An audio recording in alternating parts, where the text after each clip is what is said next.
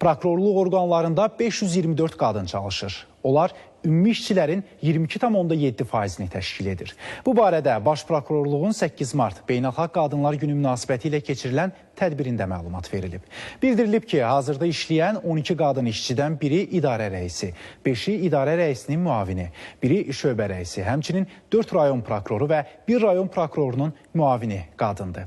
Ötən illərlə müqayisədə hüquq fakültəsinə qəbul olunan qız tələbələrin sayı da artıb. Həmçinin hüquq mühafizə orqanlarında çalışan qadınların sayı da artır. Qadınların dövlət işində işləməsi üçün bütün şərait yaradılıb. Sonda bir sıra xanıma fəxri fərman və hədiyyələr təqdim olunub.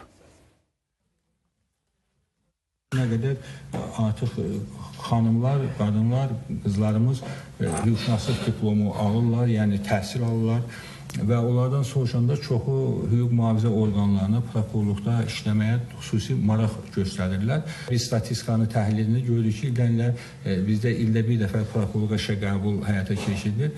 Xanımların sayı çoxalır.